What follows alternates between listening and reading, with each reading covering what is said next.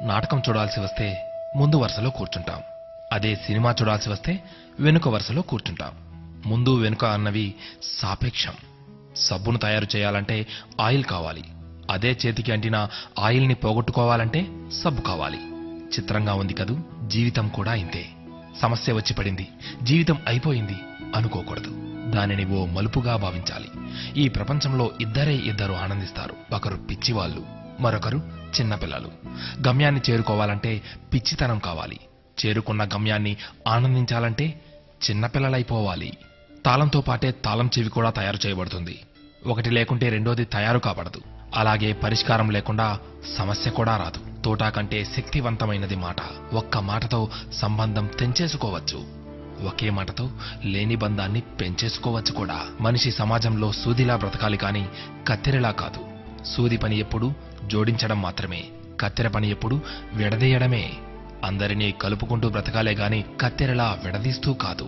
నిజాన్ని మార్చే శక్తి ఈ ప్రపంచంలో ఎవ్వరికీ లేదు. కానీ ప్రపంచాన్ని మార్చే శక్తి ఒక్క నిజానికి ఉంది. నీవు సంతోషంగా ఉన్నావంటే నీకు సమస్యల్లేవని కాదు, వాటిని ఎదుర్కోగల శక్తి, ధైర్యం నీకున్నాయని అర్థం. స్నేహితుడిని నీ దుఃఖ సమయంలోనూ, యోధుడిని యుద్ధంలోనూ, భార్యను పేదరికంలోనూ, గొప్ప వ్యక్తిని అతని వినయంలోనూ పరీక్షించాలి. చేసిన తప్పుకు క్షమాపణ అడిగినవాడు ధైర్యవంతుడు. ఎదుటి వారి తప్పును క్షమించగలిగిన వాడు బలవంతుడు.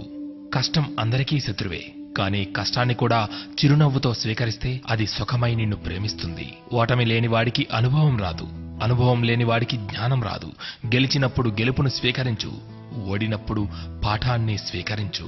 ఓడిపోయి విశ్రాంతి తీసుకుంటున్నప్పుడు ఆ ఓటమి నేర్పిన పాఠాన్ని చదువుకో, నీవే గెలుస్తావు. ఎవరికైనా ఉండేది రోజుకు 24 గంటలు మాత్రమే.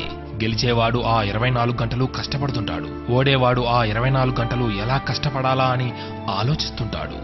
అంతే తేడా. గెలవాలన్న తపన, గెలవగలను అన్న నమ్మకం, నిరంతర సాధన, ఈ మూడే నిన్ను గెలుపుకు దగ్గర చేసే సాధనాలు. నేను గెలవటంలో ఓడిపోవచ్చు, కానీ ప్రయత్నించడంలో గెలుస్తున్నాను. ప్రయత్నిస్తూ గెలుస్తాను, గెలిచి తీరుతాను. స్వయం కృషితో పైకొచ్చిన వారికి ఆత్మవిశ్వాసం ఉంటుంది గాని అహంకారం ఉండదు. ఏమంటారు?